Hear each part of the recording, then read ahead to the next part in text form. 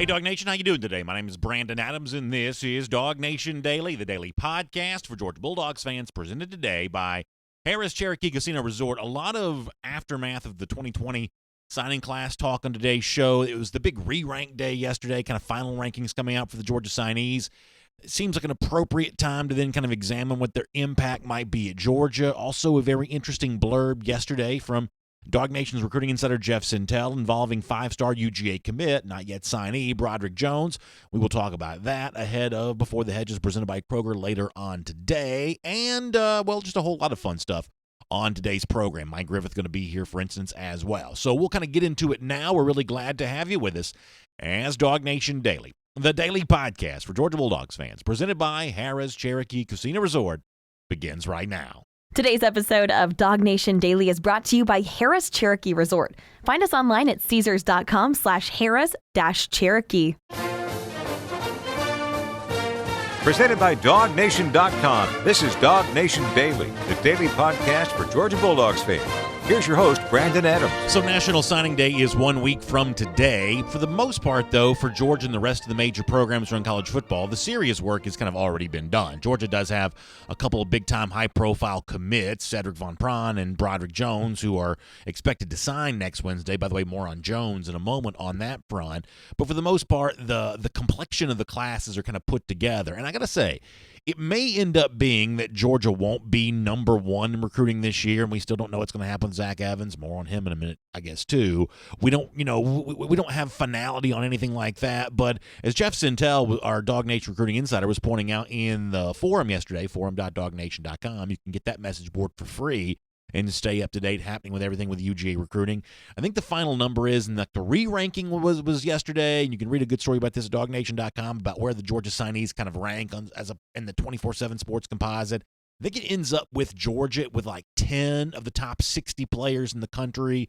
When you compare that to Clemson, Alabama, the other two teams kind of near the top, when it comes to really collecting elite players for this upcoming class, Georgia has really done for itself pretty well. And with that in mind, I think it's also fair to say that when you look at where Georgia has needs for the upcoming season, when you look at how the guys that Georgia has recruited and signed potentially fill those needs, this is a program right now in need of some impact from some of these guys.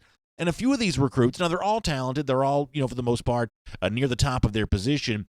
But just given the circumstances, there are a few who I think have an even bigger opportunity than maybe normal to really make an impact for Georgia this upcoming season. In fact, there are 5 names I want to highlight here. Now, if you did your list might look a little different than mine. That's totally fine. It's one of the reasons why we interact together, whether on Twitter at DawgNation Daily or in the comment section or anything else. But I've chosen 5, and I'll kind of give you my specific reason for doing that. Let me start with receiver. Now, unless you've been living under a rock, unless you've been living in outer space, you know what a big issue that is for Georgia for this upcoming year. And Kirby Smart did talk about that. Going back in December, the early signing period, he talked about the need to go out and get receivers. One of the reasons why Georgia signed 4 of them, and they all bring various things to the table, and Georgia worked really hard to use recruiting to address what had been a kind of a major Achilles heel, at least in terms of overall performance, a major Achilles heel for Georgia on the field. They tried to answer that with December signing day, bring in a bunch of guys. Here is what Kirby Smart said about them then. Really excited about those guys. I mean, we've been excited about Justin for a long time. Marcus too. They both came to our camp over the summer and were as competitive as kids as you've seen out there in one-on-ones. And both of them had good senior years, and both of them won state championships. Arian's a kid who's got a lot of speed. It's pretty obvious that he can run fast. He wants to be able to run track here, which we've been very open to, and had success with Miko doing that. That was a big selling point for him. So listen, the names he mentions there, Justin Robinson and Marcus Rosemy, Arian Smith, at the time that Smart spoke, he couldn't yet speak about Jermaine Burton. His paperwork wasn't official at the time, so he couldn't mention him by name, had to kind of allude to him somewhat cryptically there at the end. But Smart kind of gives you the things that he likes about those guys. The Arian Smith comparison with McCole Hardman because of the speed, the fact they'd been in on Rosemy for a long time, the fact that Justin Robinson was a state champion here in Georgia, here, all that from Smart. Also, a couple of weeks ago here on DawgNation Daily, we had a chance to go in a little bit more detail on these receivers, what they bring to the table. Our buddy Terrence Edwards himself, a former great receiver at UGA, one of the all-time greats in program history, and also a guy that's worked one-on-one with guys like Burton and guys like Robinson. He went into a bit more detail about what each of these receivers potentially brings to the table for the Dogs. Here's what Terrence had to say about that. All four of those guys that I've been saying for this whole time, they bring something different to the table. All of them have attributes that is going to lend them to be awesome receivers once they put on the red and black. They just bring something different. Jermaine Burton has the blend of speed and just a pure receiver. Rosemy is a Riley Ridley type, a really sure-handed, big body, great route runner. And then Justin brings the 6'4" receiver that's going to be able to win 50-50 balls. And I've heard through the grapevine that doing early enrollment practice, doing bowl practice, he was making great catches over some of the older guys. And that's a nice thing to be able to hear about Justin Robinson, the fact that he's already performed well, as Terrence said, during some of those bowl practices and getting ready for the Sugar Bowl. However, if I'm going to kind of cast my lot with one of these guys and put expectations on one of them for the upcoming year, I think for me it's going to be Marcus Rosemy, and Rosemy was the highest rated of the Georgia receivers as kind of the final ratings would show. I believe the 24/7 Sports Composite has him as the number 54 player in the country, and that's not really my only reason for taking Rosemy over the rest of this group. In a weird way, all three of the other guys have kind of gotten more attention than Rosemy as of late. Robinson, because he is the in-state guy. Most of us got a chance to see some highlights from him. We had a chance to have him here in our DawgNation World Headquarters studios. He's the fan favorite because he's the local guy. Arian Smith, because he does have that speed that kind of reminds you of McCole Hardman. Arian got a lot of attention there late in the process. Jermaine Burton kind of got some attention late in the process, too, because he was an LSU commit. Anytime you have a guy that you wrestle away from another major program, it's always kind of fun. Burton also had kind of the viral video where he leapt over the swimming pool. So, in a weird way, Burton and Smith and Robinson kind of all got a share of attention that Rosemy hasn't gotten. But Rosemy's kind of survived all these re-ranks right up there as a very highly rated four-star prospect, clearly one of the best receivers in the country, a part of a major program down there in South Florida, just a real solid guy all the way around. And when you think that Georgia, who needs a major impact from some freshman receiver, now it may get an impact from more than one guy, likely probably will, but maybe for right now, my bet on that might be Rosemy, just given the fact that he's just kind of always been this ever-present fixture. Has gotten and received good coaching from a major program, kind of sort of remained a highly rated player throughout this entire process. Some of the other guys may have been hurt a little bit by not going through that all-star process towards the end of this cycle, and that's certainly understandable. There's a lot of names you could choose from at the wide receiver spot here for Georgia. I think Rosemy seems like an interesting name, for at least for me right now. So when you're thinking major contribution from the receiver position, my first look on this may go towards Rosemy, and then some of the other guys I guess we'll kind of speak about there. But that's not the only position that Georgia needs something big from here in 2020. The same thing is true for the offensive line. Back in December, Smart talked about that need to bring in receivers. They wanted to bring in those offensive linemen. And obviously, I've kind of said before that I think the freshman that has the best chance of potentially being a starter at Georgia may be Broderick Jones. Not everyone necessarily agrees with that, but Jones, assuming he signs next Wednesday, I would think he's the guy that has the best chance of being a starter. But it's not Jones I want to talk about right now. It's another guy that Georgia's recently brought in, Tate Ratledge, a guy who had a very high ranking in the final 24/7 Sports Composite, number 37 player overall. This, by almost any estimation, is a truly elite recruit. Now, it could be that Ratledge is not in line to win that starting job at Georgia right from the very beginning. We don't really know how those tackle spots are going to play out as of yet. Ratledge may not be that guy, but his presence in the competition, his presence pushing other guys to be better, I think is going to really matter here because there is something that Ratledge has, a little bit of an extra, I don't know what it is, a little spice to him maybe, that even if he doesn't win a starting job this season, the way that he works, the way that he fights might push the guy who eventually does win that starting spot to be even better than he otherwise would have been. Let me give an example of this. Back in March, Jeff Sintel had a chance to speak to Tate Ratledge about a number of subjects, and one of the things that Ratledge talked about was how he's matured as a player over the course of his high school career. And listen to specifically the mindset that Ratledge has seemed to adopt on that way towards maturity. I got to tell you, whether Ratledge starts for Georgia early in his career or not, Georgia needs some of what Ratledge apparently possesses. Let me give you some audio that proves that point. 2018, it was from sophomore year to that year was a lot more maturity. I got to the point where during games I want to physically dominate people and make them where they really don't want to play me again. I want to physically dominate people and make them where they don't want to play me again. Now, I've talked to some people who've seen Ratledge up close and personal.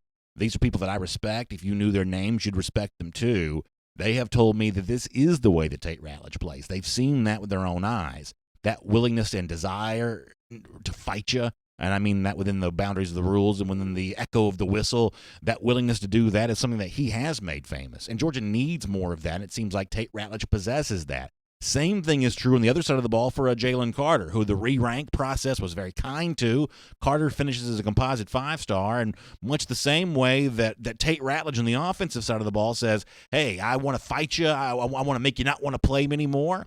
It seems like Jalen Carter's got a little bit of that edge himself as a defensive lineman. Now, this audio is not super easy to hear, but our buddy Connor Riley in Orlando for the Under Armour All-American game asked him, hey, do you sort of see yourself potentially filling that Tyler Clark role for Georgia now that Clark's leaving the program and now that you'll be stepping in place of him? And certainly that's what Jalen Carter said, that, yeah, I could see myself doing that. But in terms of making comparisons between himself and other players, Carter says, listen, I'm my own guy when it comes to stuff like that. Once again, a little bit of an edge here from a UGA signee, which I think the program needs for the upcoming season. Here's Jalen Carter. Tyler Clark is a very good player, and I feel like I can come in and play exactly like him or even better. Do you see similarities in your game with anyone that's in college right now? No, sir. My game is different, you know. I don't really look up to like other people, like try to play like them. I just try to play like myself and just do what I could do. Anything they tell me to do, I feel like I can do it and do my best. So I don't want to compare myself to other players. I want to come in there and do what I do. Whatever the coaches tell me to do, that's what I'm going to do. I could see myself being Tyler Clark. He also adds maybe a little bit better. Maybe a degree of hubris coming from the incoming freshman. Obviously, it's not easy to succeed at the SEC level, but you do want that degree of confidence because that's what it takes, I think, to weather the storm and emerge as a guy who can make a contribution. Georgia needs that on its defensive line for sure, just given all the guys who are departing from the program. Kirby also showed you last year that he's willing to play a freshman. He did that with Trayvon Walker in 2019. Did it with Jordan Davis a lot in 2018. Jalen Carter, a slightly different kind of player, but I think he has an opportunity to do very much the same kind of thing here this upcoming season. So if you're following this so far, here are 3 incoming freshmen who I think can make a major impact this season and who Georgia needs to. I'm going to mention Marcus Rosemy at wide receiver, although there are other names you could mention. I'm going to mention Tate Ratledge at the offensive line spot, although there are other names that you could mention, but I gave you my reasons for why I chose Ratledge. Same thing for Jalen Carter. Now, Carter in particular may be more important than maybe any of the others, with the exception of someone at the wide receiver spot, just because of how much Georgia is losing along the defensive line. But keep your mind on those 3 names for right now, Carter and Ratledge and Marcus Rosemy. Let me add one more name to this list. This may be the most interesting of all because of the position he plays. That's running back Kendall Milton. Now, overall, the re-ranking process wasn't too kind to Milton. I think he dropped down to the nation's number 7 running back. He probably doesn't care about that. He's been on campus in Athens now for a while. He is singularly focused on being a college player. He's no longer worried about what his process was as a recruit. But this is a guy that I believe that Georgia needs because I think the running back position for the Dogs this season may be more unsettled than it has been in a number of years. You can argue that after Nick Chubb and Sony Michel left after the 2017 season, but maybe prior to the Todd Gurley era, do you have to go back to find a year in which we know less about the Georgia running back pecking order than we do right now? I think that Milton's presence is an important one, and back in December when Milton made it official and signed, Kirby Smart did talk a little bit about what he thought that Milton brought to the table and why it was that Kendall wanted to be at Georgia. Let me give you Kirby here as a reminder. Kendall was attracted to the fact that he knew he had potential of 2 guys leaving. With Harrion being a graduate, being a senior, and then with the likelihood of Swift possibly coming out, I mean, he's sitting there going, you know what, there's an opportunity there. And I think anytime when you look at it as a running back and you say they could be losing 2 guys, very similar to years past when we had Sony and Nick, you're always exploring those options. And we certainly thought that Kendall comes from a really strong family. Dale formed a great relationship with their family, and they came and visited all the schools across the Southeast and really liked what Georgia had to offer. So I'm super pleased to get him. He was one of our leaders in the class, and I'm excited about what he's going to bring to the table. There is a specific reason why I play that audio clip, because very much the same way that I think that Tate Ratledge brings that fight to Georgia that it needs, Jalen Carter brings that kind of edgy confidence that I think that Georgia needs. These are personality traits that the freshman class can provide. when you hear Smart describe the decision-making process that Kendall Milton went to, coming to Georgia likely because he knew that DeAndre Swift was going to be gone. This is a guy that I think, maybe it's wrong to say he craves the spotlight, but it's a guy who says, I am comfortable in that spotlight. Running back at Georgia for a school that thinks of itself as RBU, that's a pretty high-profile spot to be in, and Milton does not seem to be uncomfortable with those extra eyeballs on him. You have to have that personality trait if you're going to come to a place like Georgia and succeed. So if you're making a list of players who can make a freshman impact at Georgia and players that I think Georgia needs an impact from, I think Milton is on this list. A lot of years we think of incoming freshman running backs as being kind of a luxury, kind of a nice thing to add to what Georgia already does have. But there's a little bit of uncertainty with that running back situation at UGA this year. You may need a freshman contribution. The great news is that Milton may be the kind of prospect who can provide that. So think about Kendall Milton. Think about Jalen Carter. Think about Tate Ratledge. Think about Marcus Rosemy. They won't be the only guys from their position group who have success as freshmen, but they are guys who I have on my mind today. This is still a very deep and talented Georgia roster, but you need freshman contributions. Those four that I just mentioned may be the most likely to provide that. My name is Brandon Adams, and this is DawgNation Daily, the daily podcast for Georgia Bulldogs fans, presented today by Harrah's Cherokee Casino Resort. Went a little long there and talking about the freshmen. A lot we try to cover on a day like this, so we'll see if we can pick up the pace here a little bit right now. By the way, a couple names you didn't really hear me mention right there. Darnell Washington, for me, I'm a little bit still unsure of exactly what the tight end role is going to be in a new Todd Monken offense. That's why he didn't make that list for me, at least for right now. Keely Ringo, obviously it'd be great to have a Derek Stingley type impact the way that the freshman defensive back provided that for LSU last year. But the fact is, Georgia's still pretty deep at the defensive back position here for this year. So those are some of the names that maybe just kind of missed that cut for me. But as I said before, your mileage may vary in terms of your own list of the guys most likely to be impact players as freshmen. We'll have plenty of time to talk about that on video 10 a.m., Facebook, YouTube, Twitter, Radio Noon, Athens Sports Radio 960 The Ref, and as a podcast wherever you find them, including the world-famous DawgNation.com. Just really glad to have you with us. And we really appreciate our friends at Harrah's Cherokee Casino Resort making it all possible here today. Two great locations to get to, both less than a 3-hour drive from Atlanta, whether it's the original property, Harrah's Cherokee Casino Resort, or Harrah's Cherokee Valley River. A great gaming area. All the casino games you've come to know and love, they have them there. Also tremendous accommodations as well.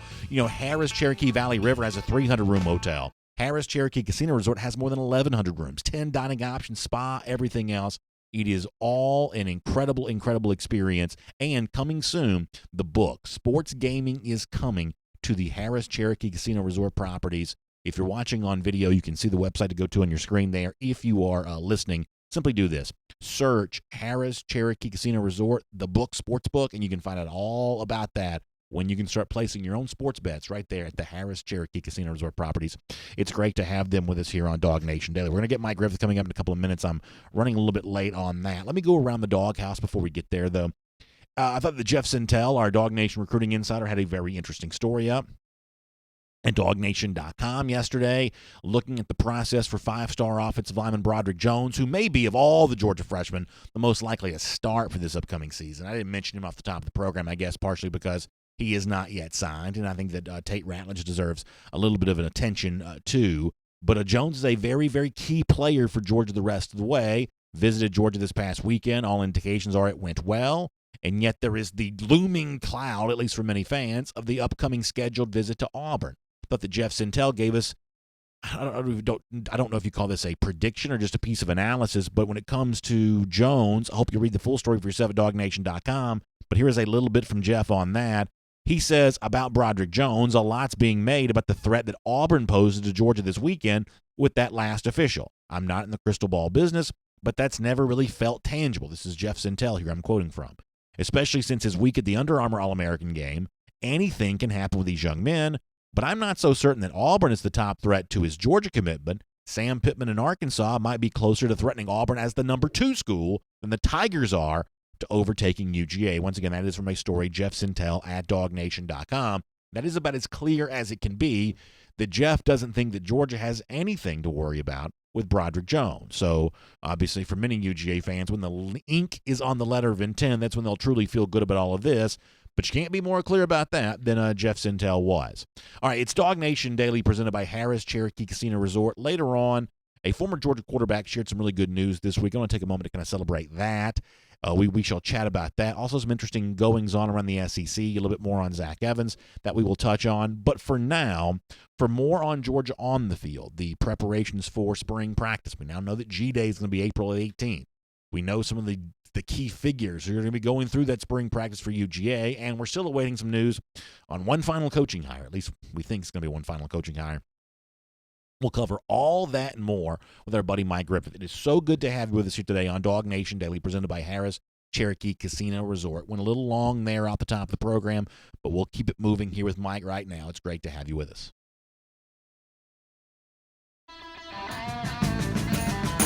From Athens and across the SEC or wherever the recruiting trail may lead, here's a DawgNation.com insider.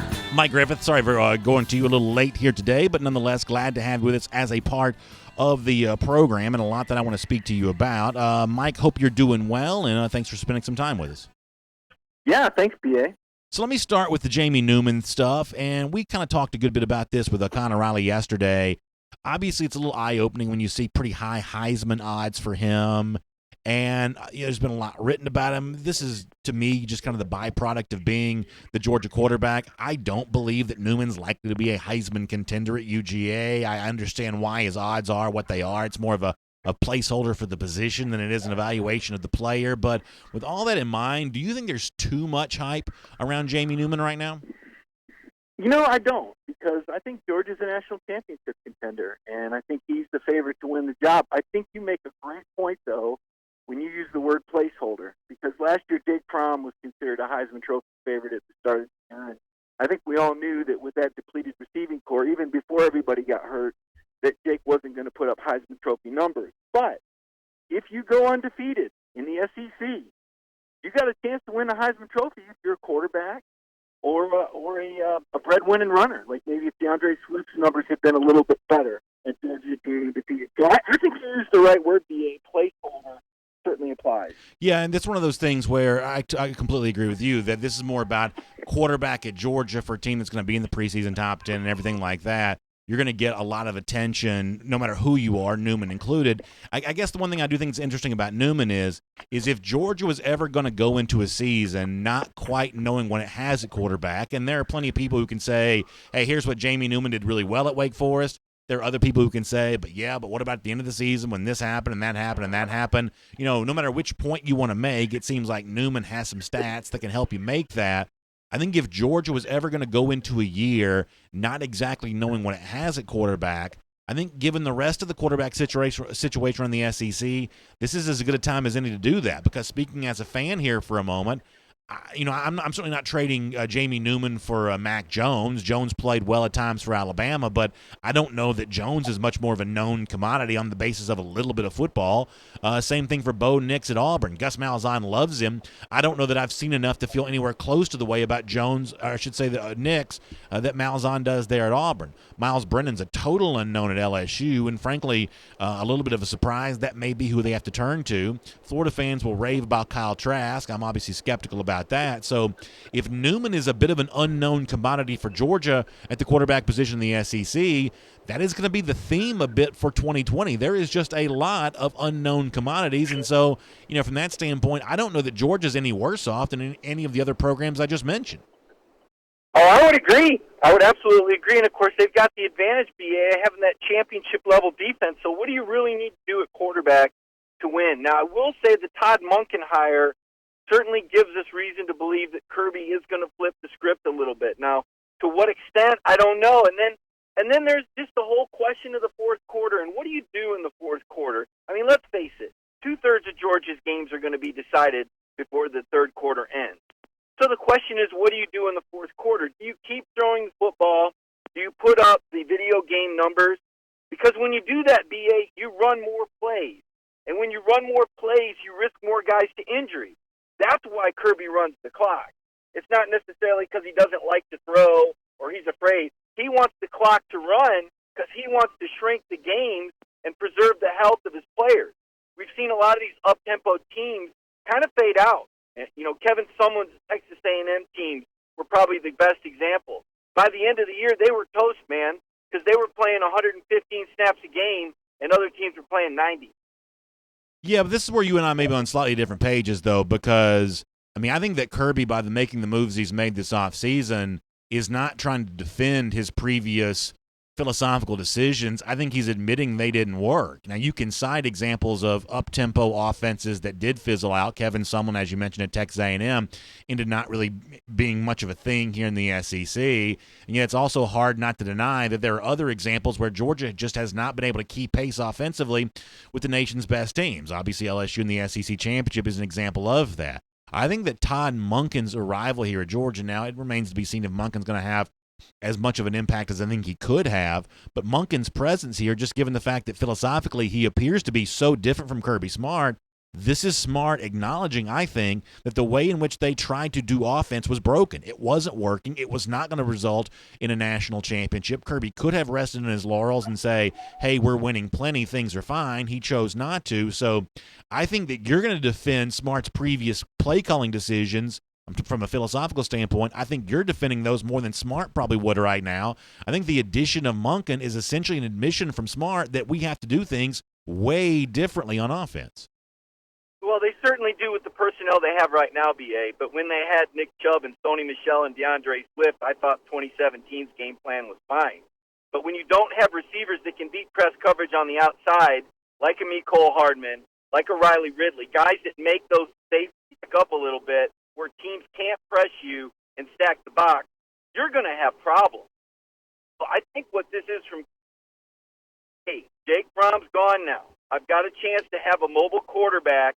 That adds another offensive guy, makes it that much harder on the defense.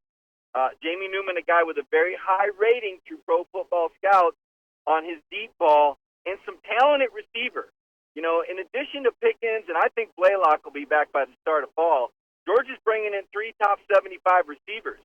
So I think what you're going to see is a lot of RPOs and a very simplified pass game. The question that you and I think, really disagree on is tempo. I think we both agree Kirby's going to spread it out and play to the talent that he has.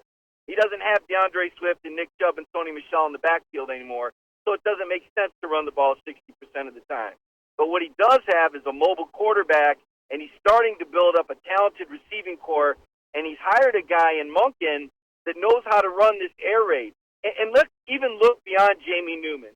If we're going to assume he's good, which, you know, we're too soon for that, you know, Carson Beck is a guy that fits very well in this. Dwan Mathis, I'm not sure where Dwan's passing accuracy is going to be, but when you talk about a mobile, strong-armed guy that's 6'6", Ohio State sure thought he was good. So I think Georgia is set up for the future to be a more explosive offensive team. I just think this year, with this championship defense, I don't think Kirby necessarily has to push it as hard as he would if he didn't have a defense that's probably only going to give up more than 20 points in 2 games all year next year. Let me follow up on one point about that, and then I want to get ready to talk about the coaching opening that Georgia has with James Coley. And I'm going to play devil's advocate for a moment. Why is the defense against an elite offense like it saw in LSU? Georgia did not play championship level in that spot in that game. Why are you so sure in the same situation in 2020 that the better offense won't beat the better, you know, the good defense again? You've used that phrase a lot: championship defense, championship defense, championship defense. Obviously, there's a reason to have high expectations for the Georgia defense, but when that, to use your phrase, championship defense saw an elite offense in December, the results weren't good. Why will that be different in 2020? Well, I think it goes back to what you said at the start of the conversation when you bounced around the league. You know, there's not a Tua, there's not a Joe Burrow, there's not an experienced quarterback in the SEC. If you look at the offenses, you know, a lot of talent is moving on, and it's a cyclical deal. You know, some years the SEC has better offenses than others, but you know, to talk about Georgia against LSU, I mean, we're talking about a historically good offense, really, and Alabama was too last year, by the way. I don't see that offense out there this year. Now, if you want to reach and look a little further down the road and ask me what happens if they play against Trevor Lawrence, then I could say, okay, well, maybe Clemson, but I'm pretty sure T. Higgins announced he's going pro. ETN's coming back, but this Georgia defense, BA, to bring back 9 of 11 starters off a defense that finished the year number 1 in the nation in scoring defense, number 1 in the nation in rush defense, number 3 in total defense, number 8 in pass. I haven't seen a returning defense this good in the nation in quite some time. And they're going to get a boost. You know, I saw where Ringo's the number 1 rated corner. I mean, they're already deep there. You got Carter on the D-line coming in. I mean, this defense has a chance, you know, to maybe do some historic things. It's Mike Griffith here as part of DawgNation Daily. Let me also remind you this. Coming up at 3 p.m. this afternoon, we have Before the Hedges presented by Kroger. Myself, Jeff Sintel, will do some recruiting talk with you there. Speaking of our friends at Kroger, great deal for you to be aware of. You can try something different for the big game coming up on Sunday.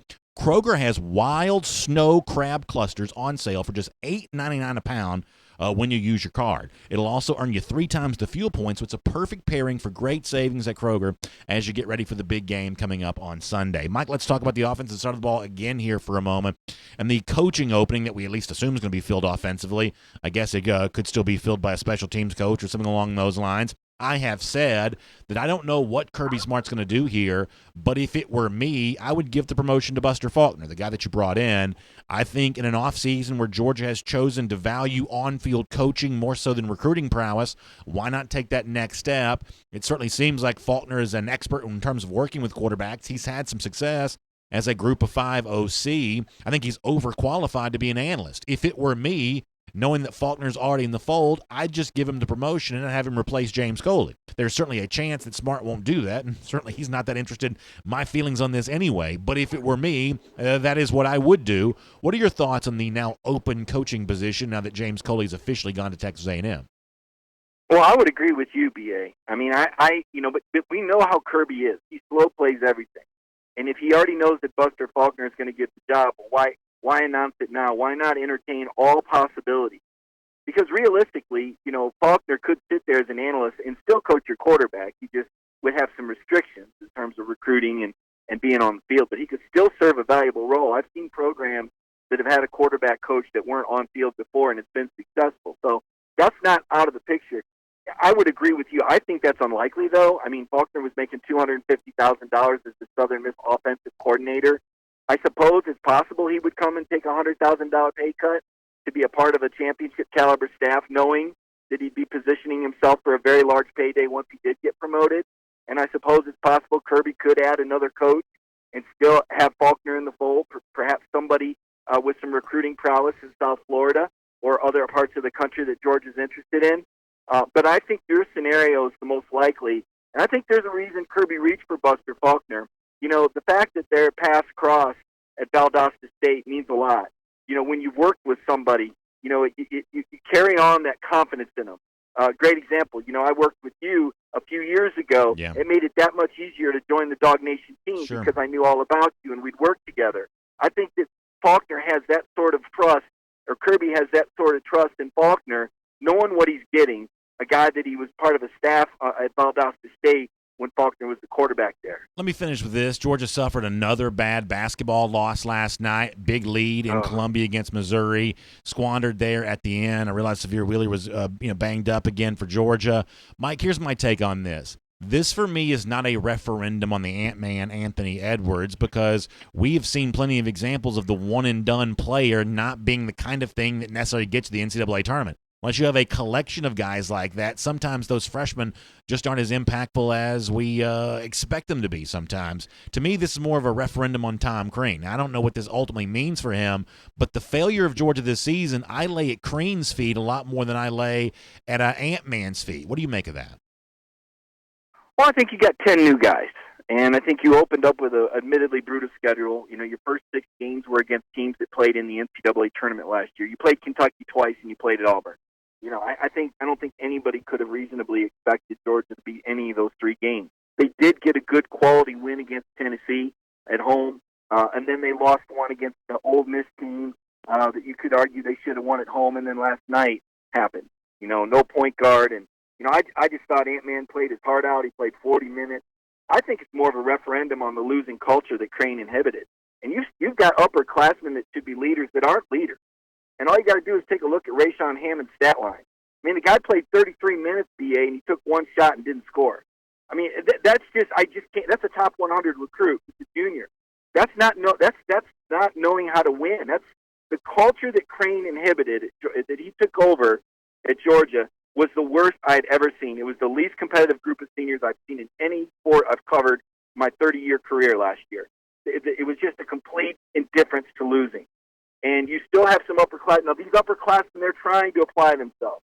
But as Crean said, this isn't a group that can say, been there and done that on the road, because they haven't. They've been losers.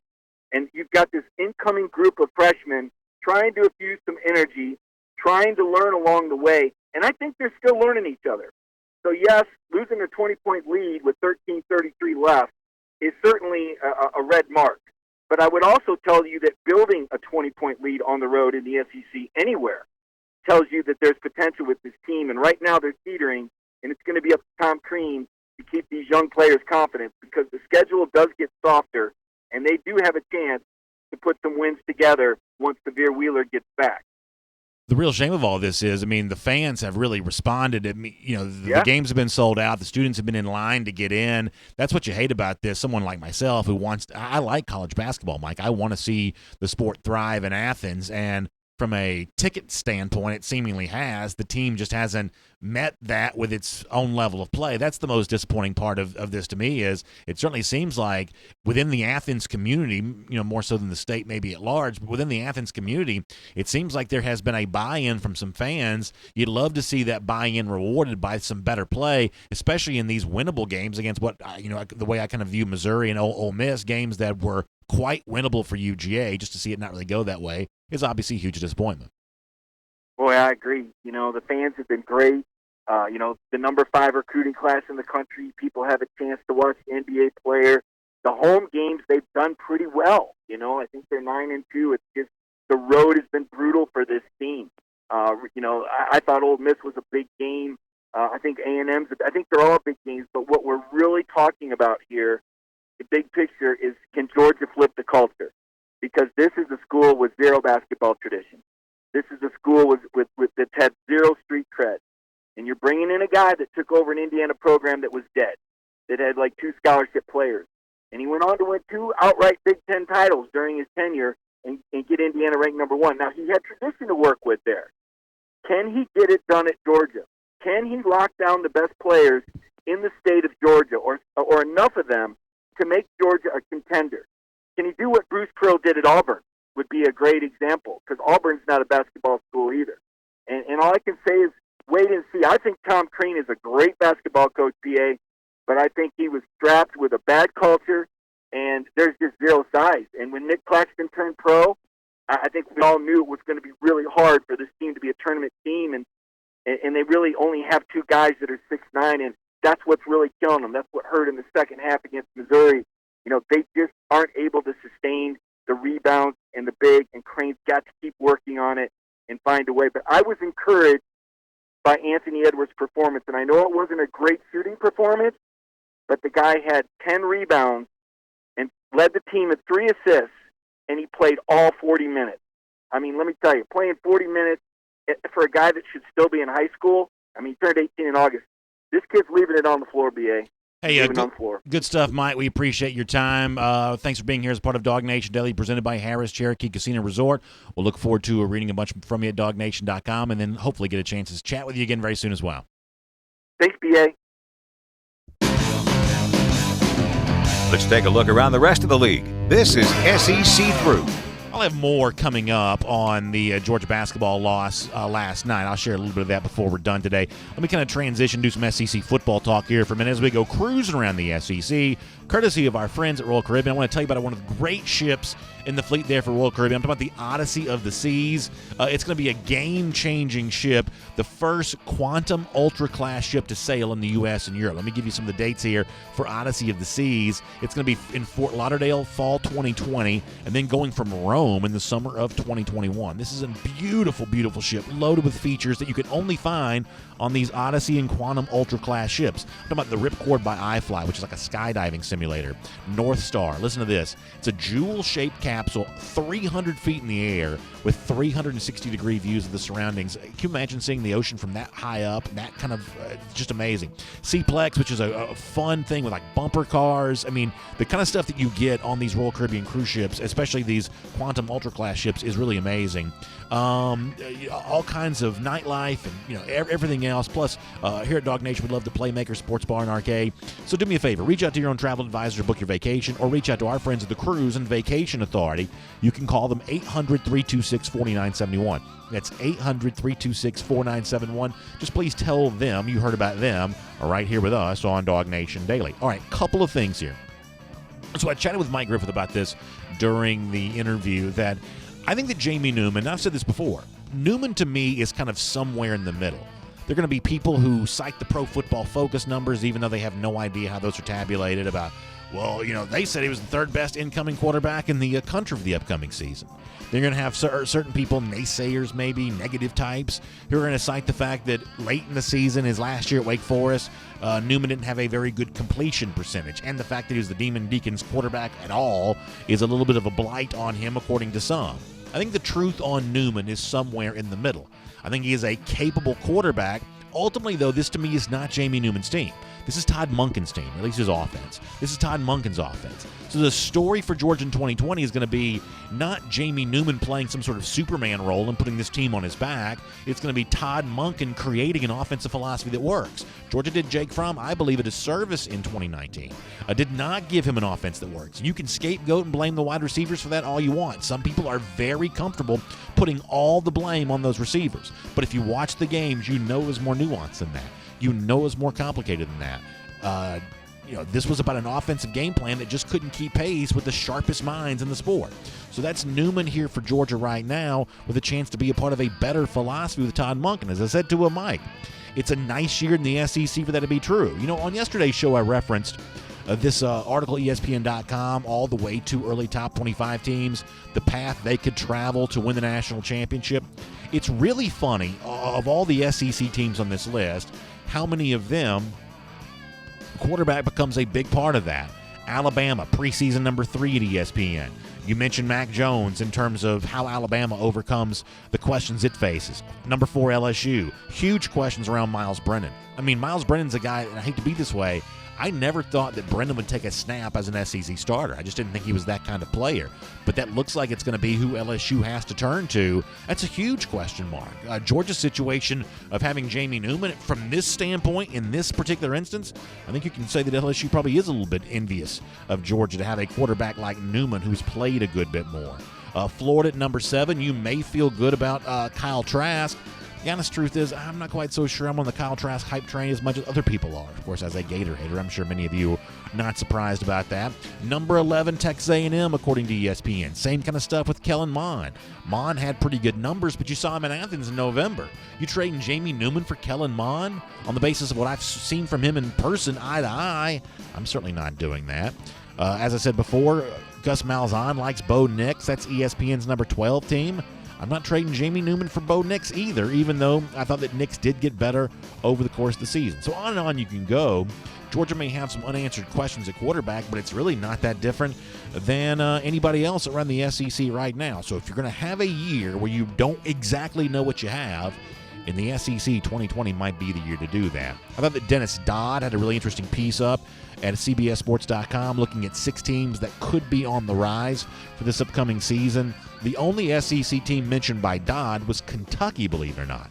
Let me read this to you real quick because my music's about to end. Dennis Dodd says, the Wildcats are a well-kept secret in their own conference. 17 starters returned from an 8-win team. Mark Stoops pulled off one of his best coaching jobs in succeeding with wide receiver Lynn Bowden Jr. quarterback. The guy he replaced, Terry Wilson, returns from injury. Watch the Cats. The last time they won 18 games in 2 seasons was 1976 and 1977. So here's the thing. I don't have like a huge axe to grind here, but it's amazing to me. The media loves Mark Stoops for whatever reason. And you can say, well, this is the greatest coaching job of Stoops' career, what happened in 2019. The truth is, I think that Bowden, even though he was a converted wide receiver, was a really special player. And the success that Kentucky enjoyed this past season, to me, was almost solely because Bowden was like these once-in-a-generation guys who, in a lot of cases, would not be denied. He actually became a really fun player to watch over the course of the season. And yet, this is treated as a Coach of the Year type thing for Stoops. Kentucky legitimately had a good team in 2018, also had a home game against Georgia with a chance to clinch the East, and they got blown out of their own stadium. So like I said, this is not a huge axe to grind for me because I don't care that much about Mark Stoops, and I know that you don't either. But it's weird to me how much the media always carries his water as some sort of like, hey, here's the best coach you haven't heard of. I think people have heard of Mark Stoops. They just disregard him because kind of a second-tier SEC program. But nonetheless, a couple other things real quick. We did this yesterday as a part of our Kroger Signing Day Spotlight. So Zach Evans had visited Tennessee this past weekend, and then as a follow-up to that, apparently Jeremy Pruitt tried to see him in Houston when Pruitt was visiting some other folks at Evans' old high school, North Shore High School there. Trey Wallace, good reporter who covers the Tennessee scene, had a few tweets about this. Let me go through these kind of quick. Trey says Jeremy Pruitt stopped by North Shore in Houston Monday to visit some 2021, 2022 guys. He says the Tennessee coaches thought they were going to get an opportunity to meet with Zach Evans' family, but that fell through. Wallace went on to say that obviously Evans is not a student there anymore, so they weren't going to visit him at the school.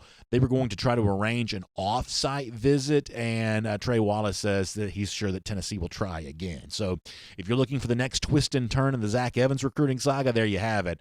May have stood up Jeremy Pruitt, who thought he was going to get a chance to speak to him there for a little bit in Houston, so your guess is as good as mine where this goes with Evans next, but I am entertained by it. I was going to do some stuff on some coaches moving around.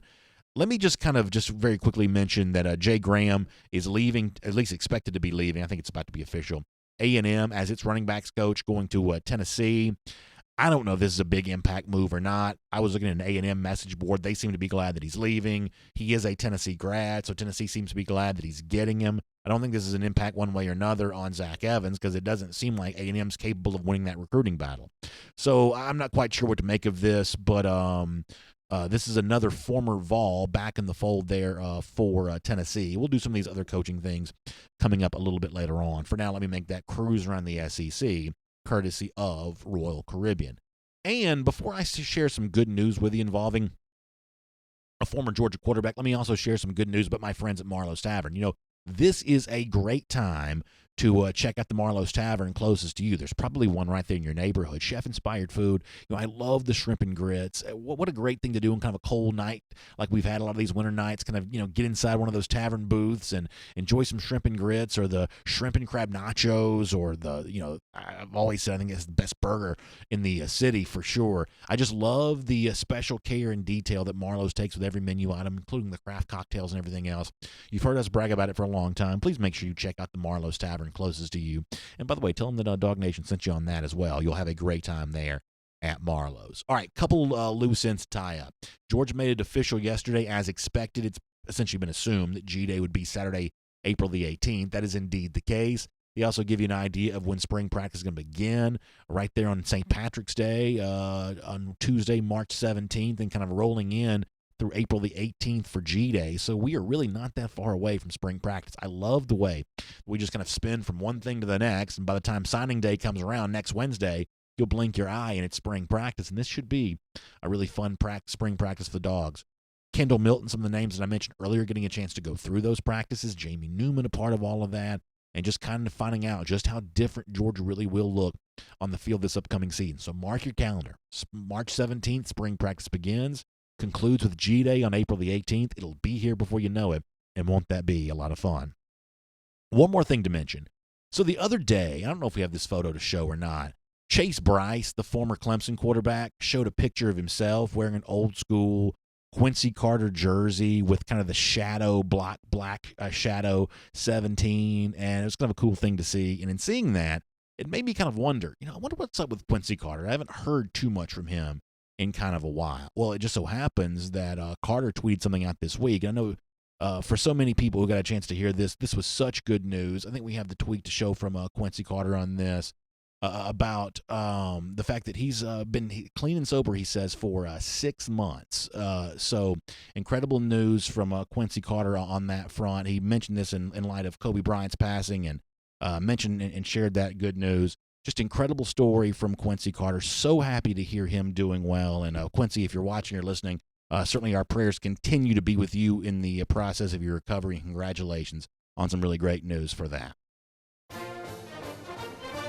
So good stuff from Quincy Carter there on that front. Really, really happy to say that 6 months clean and sober today, he said on Monday. Great thing to hear about the former Georgia quarterback, and really proud to see him doing well. Kind of a clumsy transition back to a topic we mentioned a little earlier, but I did want to follow up on this. When it comes to Georgia basketball, I'm a big believer that success leaves clues. If you're on your way to being good, you'll drop some hints along the way that allow us to notice that. And for Tom Crean, he certainly had a very good recruiting class into this upcoming season. But on the court, I think you want to see some example of, hey, this is something that Georgia can build on going forward. And it won't be with Ant-Man, because Ant-Man's not going to be here. It's going to be with Severe Wheeler when he's healthy, or some of these other players. There's still time to show something this season, but I think it's important to show that just given the fan support this UGA basketball team has gotten. By the way, Gator Hater Updater, 1,187 days. We'll talk to you tomorrow on DawgNation Daily, presented by Harrah's Cherokee Casino Resort.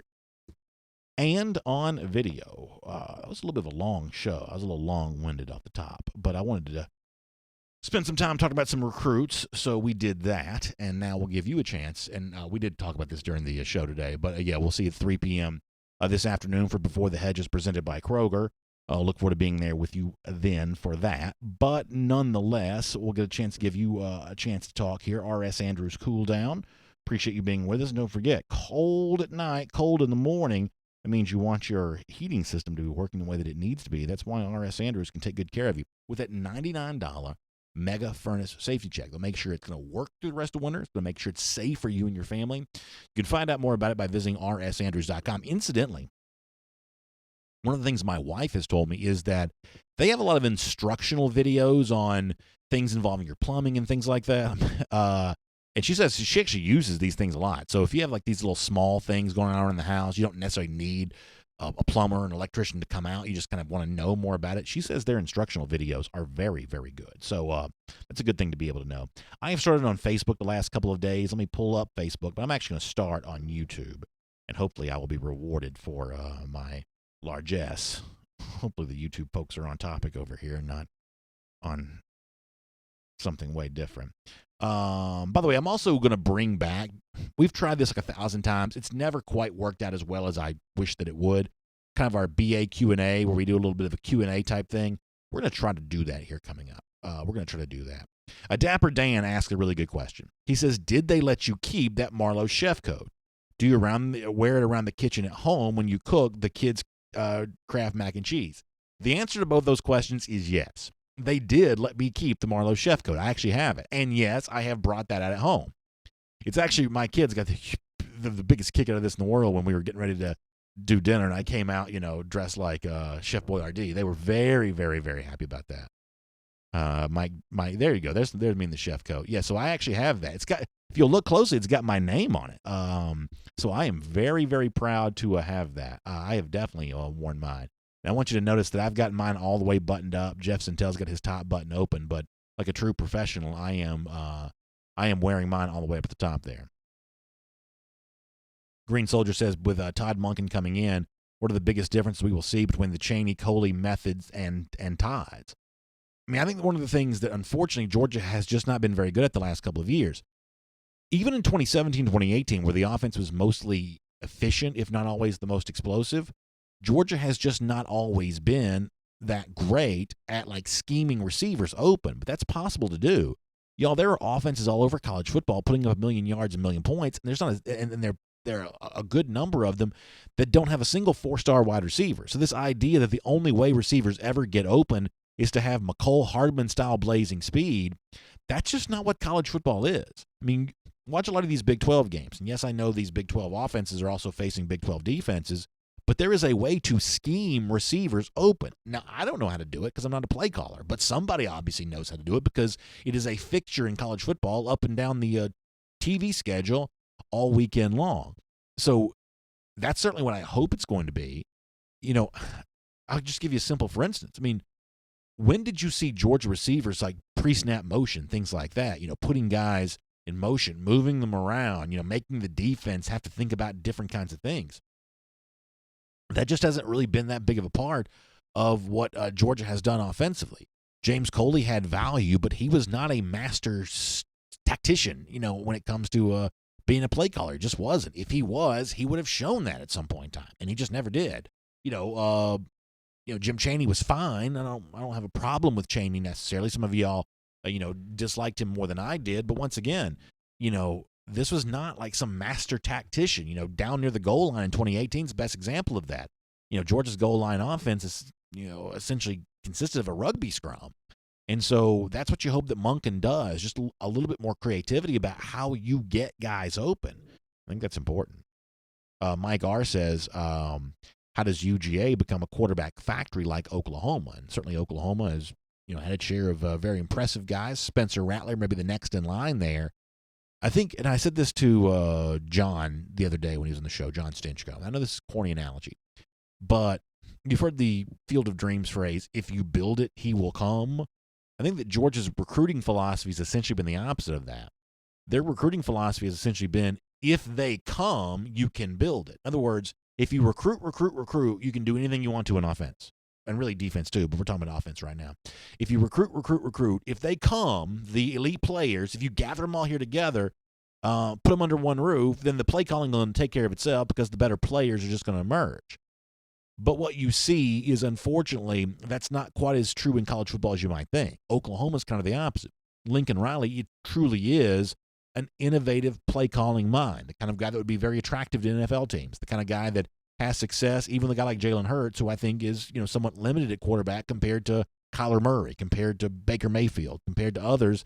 Even in that situation, Hurts didn't have a great year, but he was certainly plenty capable because he was a part of an elite offensive system. That's more of a, if you build a system that works, players are going to want to be a part of it. That's why Brock Vandegrift, even upon decommitting from Oklahoma, still acknowledged, hey, the better fit for me may have been at Oklahoma because I've seen how those quarterbacks perform, but that's not where I want to be. I want to be at home. Now, I believe that with Todd Monken, we may get a chance to see a Georgia offense that looks a lot more pleasing to the eye for a quarterback. But the reason why the Oklahoma has been that quarterback factory is because they've created the kind of offense that quarterbacks want to be a part of. Recruits are always the first to know. We saw a lot of, and I hate to be this way, I'm not negative by nature, y'all know that.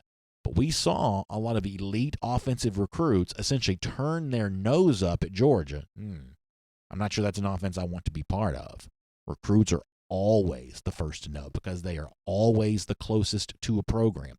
There were a lot of recruits that knew something was wrong with Georgia offensively. It became obvious to everyone later on, and now Georgia's trying to fix it.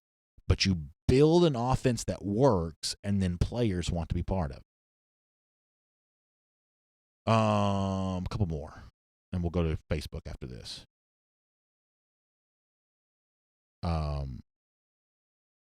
Crystal Christie says, y'all are so sure that Newman is starting at quarterback for Georgia that y'all don't even talk about the other quarterbacks or give them a chance. So, Crystal, I have been clear about this. And I like Dwan Mathis a lot. And I like Carson Beck. I think that Beck has brought something to the table. And yet I do believe that given the experience that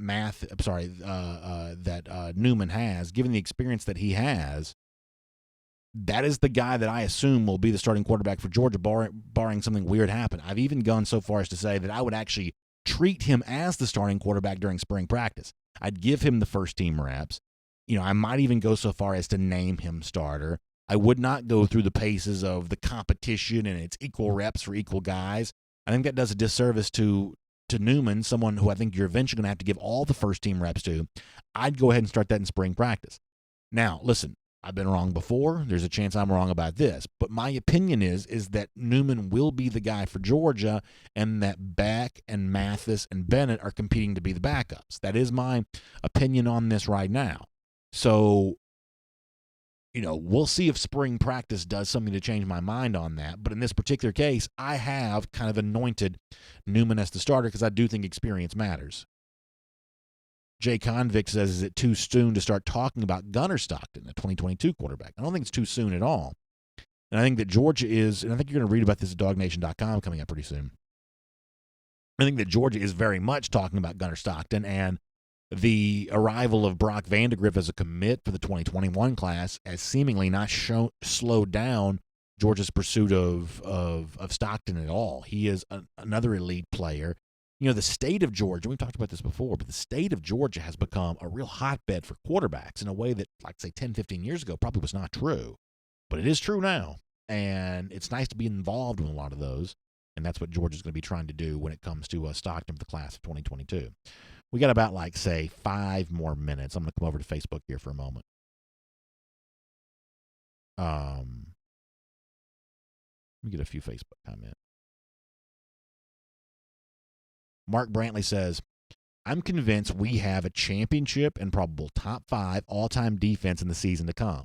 The problem against LSU was that the offense compiling 3 and outs and not putting points on the board will eventually break even the best of defenses when you encounter an offense like LSU had this season.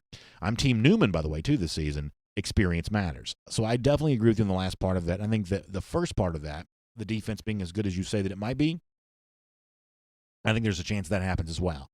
However, I think I may do something on the show about this tomorrow. I want to be really careful how I word this because I just want to be careful how I say this. But the one thing I'm probably not going to do is do the, hey, greatest defense of all time hype. I'm probably not going to do that because if you go back and listen to a lot of that hype for the offensive line coming into the 2019 season, that just seems really out of place now. It just does. And listen, I'm not criticizing those guys or anything like that, but you know, the greatest defense on paper that's ever been seen is very, very similar to greatest offensive line anyone's ever created. And there'll always be, you ever watch what is it, Arrested Development, the sitcom? There's always money in the banana stand. There will always be money in fill in the blank is the greatest of all time. There'll always be money in sort of touting it that way. But I just think that in fairness, if you talk to some Georgia defensive guys, and I talked to Monty Rice about this. Monty Rice will tell you that they don't want to rest on the laurels of being greatest defense on paper in college football. Monty Rice will tell you, and he said this after the Sugar Bowl. The video is up at the DawgNation YouTube page. You can go watch it. That he actually woke up in a bad mood about wanting to prove that they weren't what they showed against LSU. So I'm a lot more comfortable with the narrative of, you know, against great offenses, this defense wants to show how good it can be, more so than against a collection of kind of mediocre quarterbacks. You know, this defense compiling some pretty impressive stats. That's not me being critical. I want to be careful to make sure that I do that. But I'm going to kind of tiptoe around the hype train on the Georgia defense because the hype train on the Georgia offensive line, the expiration date on that was reached pretty fast. So hopefully you understand where I'm coming from on this. You know, we'll try to do this with some nuance. Does the defense have a chance to be really good? It does. Do they need to be more impactful in the backfield? I think so. Do they need to, do more than just limit big plays? I think probably so. Is the need to replace a good number of defensive linemen a significant one? Yes, I kind of think that it is. So for as much as you love some of the dynamic playmakers, another year older Nakobe Dean, another year older Nolan Smith, another year older Trayvon Walker, who I think has the highest draft upside of maybe anybody on the Georgia roster. As much as you like all that kind of stuff, you know, there's still something of that group to prove. So there is that. And you may disagree.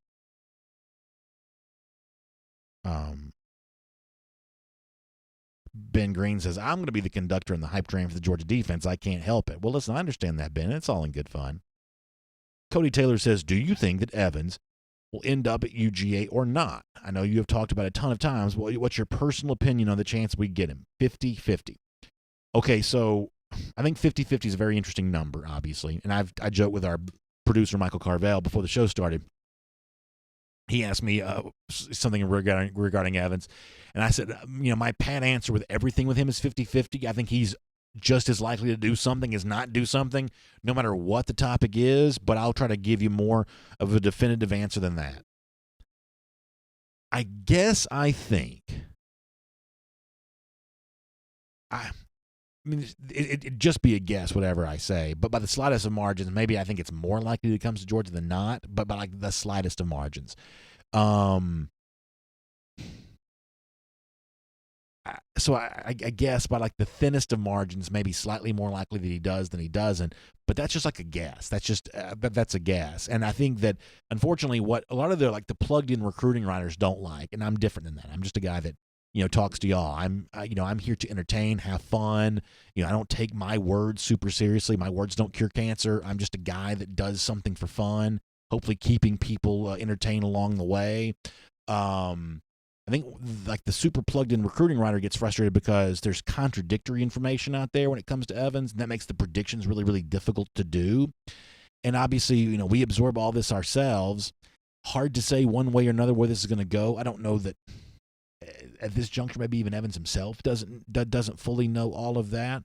But the fact that Georgia keeps seemingly circling back around and seemingly still being involved kind of means something to me. The fact that it was Georgia's out, now they're back in, out, and they're back in. And, it's like it's kind of always kind of cycled back through with somehow Georgia magically still being involved. So Jamel Major says BA giving an answer. What? Well, the thing of it is, Jamel, I'm going to be the first to tell you that my prediction on this is not worth anything. But if I had to predict, if it's a roulette wheel, something along those lines, I might put my chips slightly more on the likelihood of him being than not.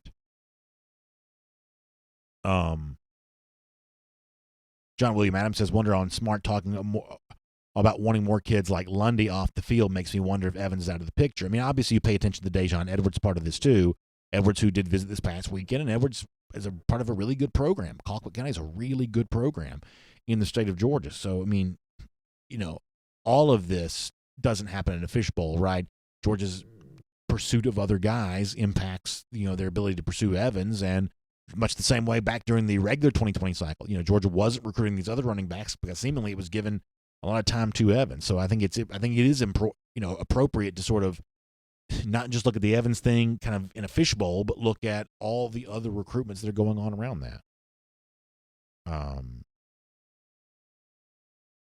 Lucy Bowers Boykin says, and I did see this, that Terrence Edwards tweeted yesterday that in 2000, that all 11 players in our defense went on to play in the NFL. All 11. Yeah, it's actually pretty amazing.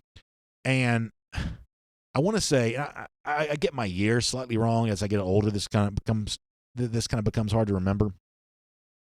But there's like one Georgia defense from that era where not only did you have like a bunch of guys who went on to play in the NFL, but don't you have a little bit of overlap between, like, say, Geno Atkins and some of these guys where, like, you had, like, all pros. There's only, like, there's a million Pro Bowls, but there are only 2 all pros at each position.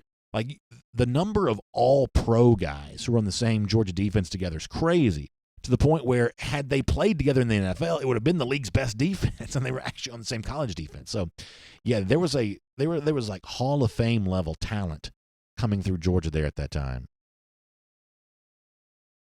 But yeah, it was a good tweet from Terrence. I just love the fact that these former Dogs are themselves still big fans of the program. I always take a lot of happiness in that. Darius Brown asked a really good question. I think this is a really good point. He says, how much better have our special teams been with the increase of depth with all the 4 and 5 stars over the last 4 years?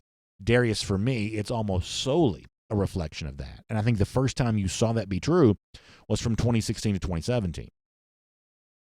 And now also Rodrigo Blankenship got better, and Cameron Nislett gave you a great year as a punter, so you had 2 good specialists.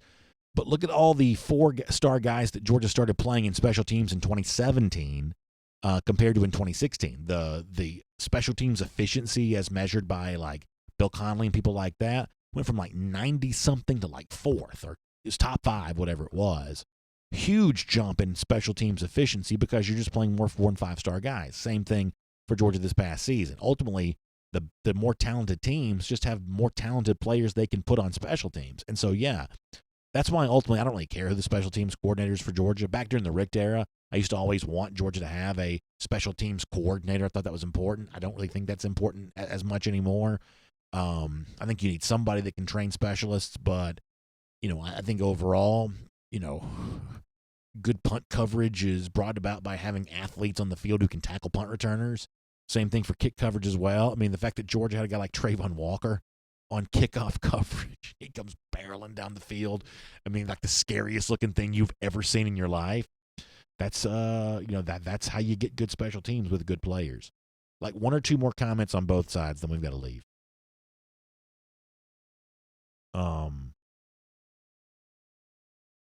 Crow King 123 thinks that Todd Hartley will pull double duty. I could certainly see that.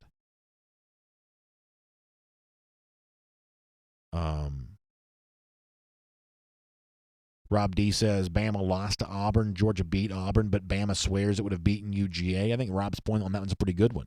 The Alabama folks are, I think, of the mindset that they are still the program they have been over the last couple of years, and they might be. But based on the on-field results this season, most recent season, that's very much up in the air. Najee Harris is returning. That's a good thing for Alabama. But does Alabama still know how to use a running back? Because it's been a couple of years since we've really seen them do that. Dylan Moses is returning on defense. But is this still an Alabama program that has a defensive mentality?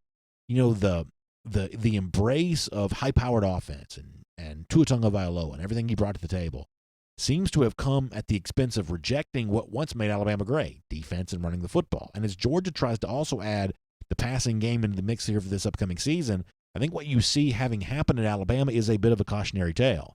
It's good to bring in what Todd Monken is good at. I think that Georgia can't win a national championship without it. But if it does that at the expense of seeing a defense erode, and that's no better way to say that than what happened for Alabama, a running game diminished, then you'll essentially have just robbed Peter to pay Paul.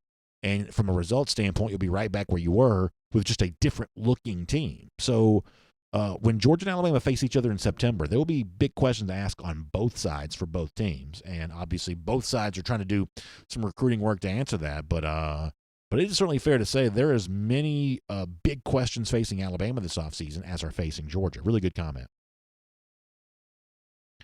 John William Adams says that Georgia needs to beat Alabama on the field. Totally agree with that.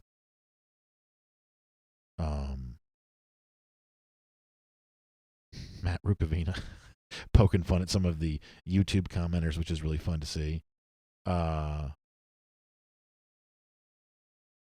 Anything else on Facebook before we go? Because we are running a little bit late.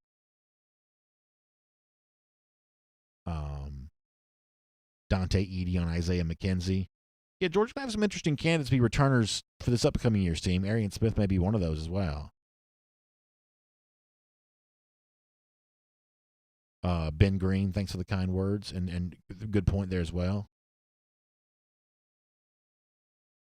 All right, we got to go. Good stuff. Good stuff. Alan McGovern says already tired of Florida, and I understand where you're coming from on that. Hey, thanks for being here on our program today. We'll have more time for comments tomorrow. Really appreciate. By the way, huge things going on around the state of Georgia. All kinds of interesting stuff. Make sure you check this out, ajc.com for your Atlanta news now. You can follow everything going on. A lot to keep up with there on that. Also, Braves getting ready for their upcoming season. Pretty good Q&A with Dansby Swanson, the Brave shortstop. You can see more about that. And how good does this sound? The Edgewood neighborhood in Atlanta has having a macaroni and cheese festival. That sounds like something I'd like to be a part of. You can read more about that online at ajc.com, too. Check in throughout the day to get your Atlanta news now. Also, big thanks to R.S. Andrews for making the R.S. Andrews Cool Down possible. Air, heating, plumbing, electric. They can do all that for you. Story after story. They've delivered smiles, and they can deliver a smile for you. You've just got to find them online at rsandrews.com. You have a great day. Thanks for being here on DawgNation Daily, presented by Harris Cherokee Casino Resort. We'll look forward to seeing you 3 p.m. this afternoon for Before the Hedges, presented by Kroger, and then back tomorrow morning at 10 a.m. Y'all have a great day, everybody. For more DawgNation videos, check out youtube.com/DawgNation.